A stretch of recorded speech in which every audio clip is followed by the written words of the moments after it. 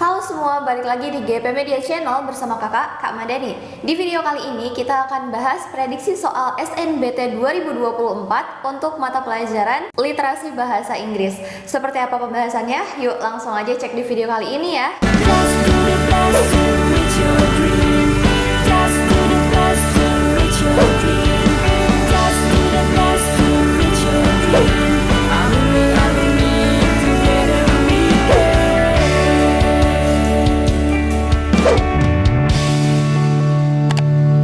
Kapan lagi kamu bisa ikutan tryout UTBK gratis di GP Media kalau bukan sekarang? Ikuti syaratnya dan kirim bukti screenshot di gpmedia.id ya, jangan sampai ketinggalan. Buat kalian yang lagi cari tryout SNBT dan ujian mandiri untuk masuk PTN, kita punya solusinya.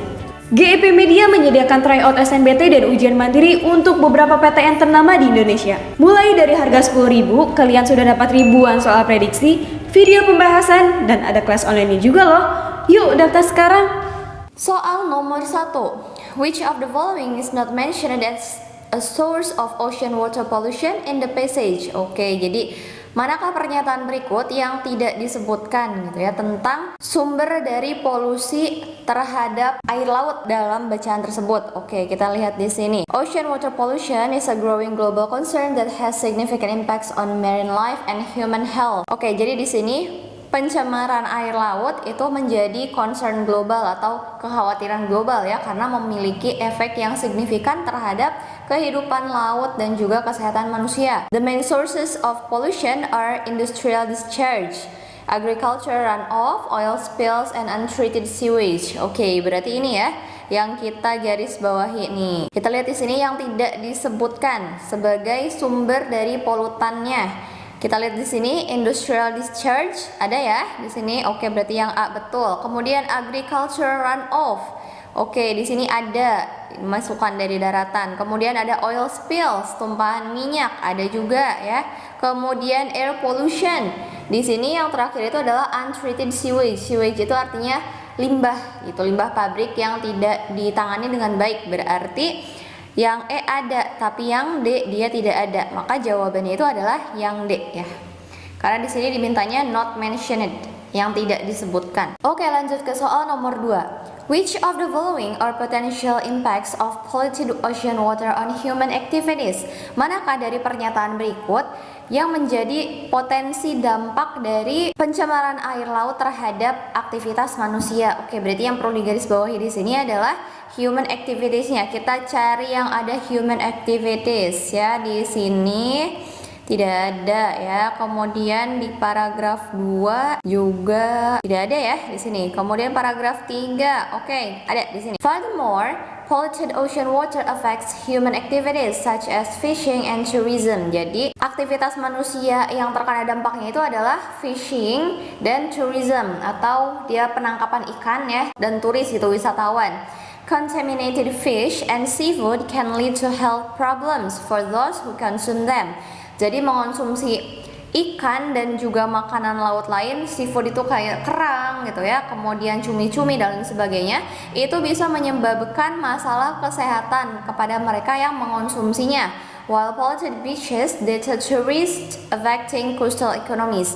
Sementara pantai-pantai yang dia itu sudah tercemar itu akan menghalangi para turis yang berdampak pada ekonomi pesisir. Oke, berarti ada dua ya. Ada fish and deter tourists. Oke, kita lihat di sini. Increase fish and seafood consumption. Oke, ini jelas salah ya. Karena kalau misalkan lautnya udah tercemar, nggak mungkin konsumsinya ini dia meningkat gitu. Kemudian health problems from contaminated fish and seafood. Nah, ini ada ya. Kita keep dulu nih yang B. Kemudian boosted tourism and economic growth. Nah, ini juga salah. Kenapa salah? Karena di sini turisnya itu malah terhalang ya, atau dalam artian lain turisnya itu menurun gitu. Berarti yang C dia salah. Kemudian reduce reproductive success of marine species. Ini juga tidak disebutkan, tadi tidak ada ya.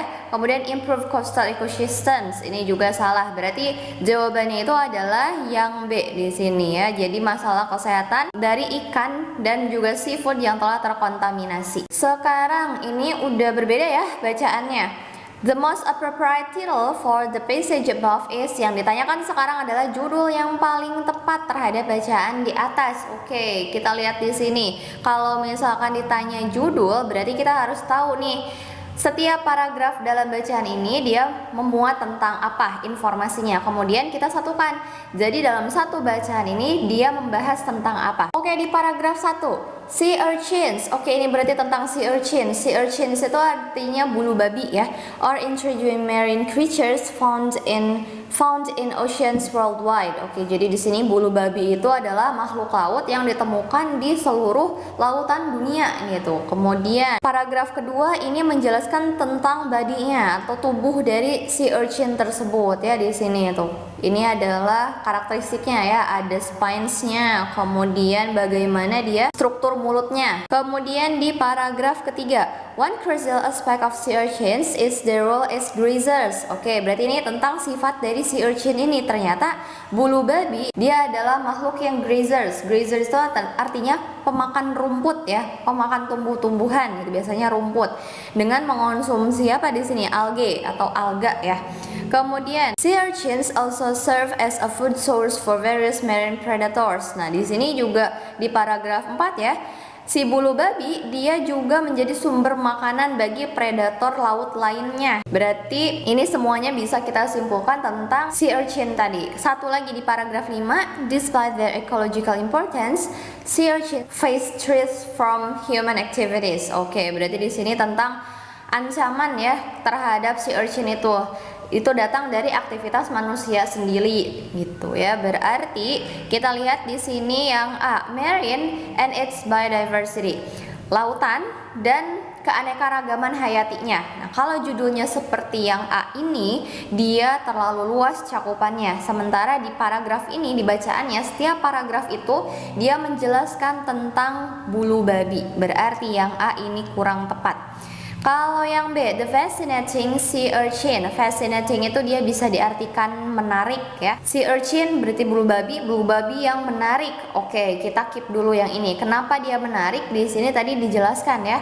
Dia pemakan rumput gitu, walaupun dia punya duri-duri gitu ya. Di sini ada spines nih. Ada duri-durinya tapi dia ternyata pemakan rumput. Kemudian dia juga sebagai sumber makanan untuk predator-predator laut lain gitu. Kalau yang C, the magnificent creature.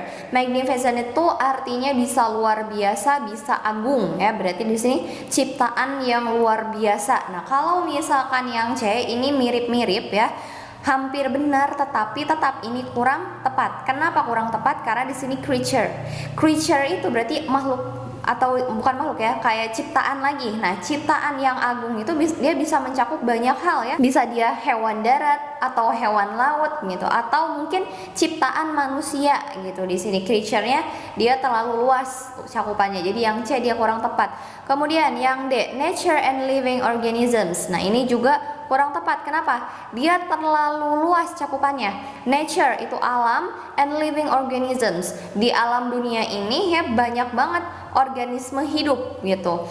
Berarti kalau misalkan judulnya ini juga kurang tepat. Kalau misalkan judulnya mau yang D, berarti dia di bacaan ini bukan hanya menjelaskan tentang sea urchin saja, tetapi seluruh living organisms yang ada di dunia. Kalau yang E, sea urchin and marine predators. Nah, ini juga salah. Kenapa salah? Walaupun di sini ada sea urchin dan di sini juga ada marine predators, tadi disebutkan ya ada marine predators, tapi kalau yang E dia kurang tepat. Kalau misalkan judulnya yang E, berarti dalam semua bacaan ini dia hanya akan menjelaskan tentang bulu babi dan predator laut saja gitu. Tapi di sini dia tentang si bulu babinya gitu. Jadi yang E itu dia kurang tepat. Maka jawabannya itu adalah yang tadi, yang B, the fascinating sea urchin. Bulu babi yang sangat menarik. Oke, sekarang nomor keempat, what important ecological role do sea urchins play in marine ecosystems?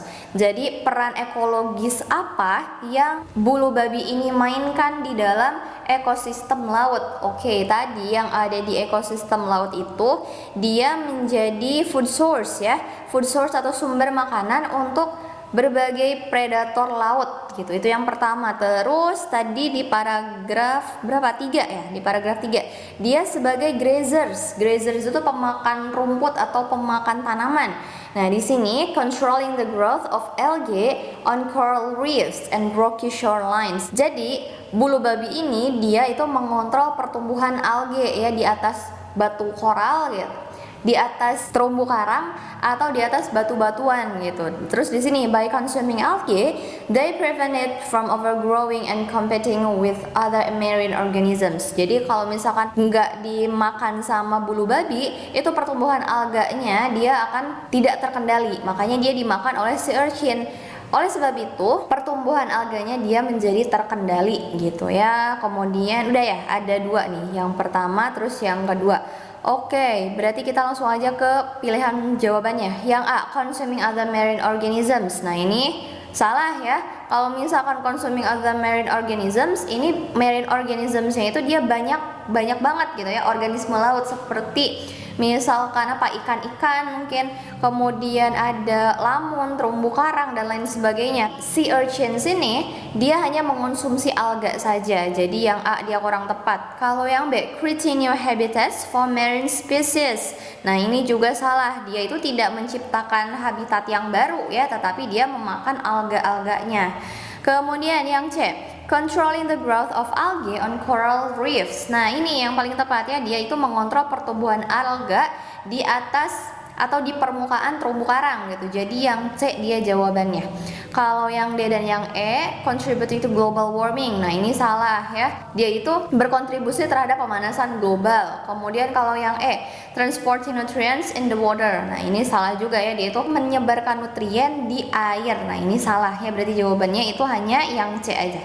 Controlling the growth of algae on coral reefs. Oke, teman-teman, di sini Kakak punya soal untuk kalian. Seperti biasa, silakan dijawab dan share jawabannya di kolom komentar ya. Sekian pembahasan di video kali ini. Semangat belajarnya and see you in the next video.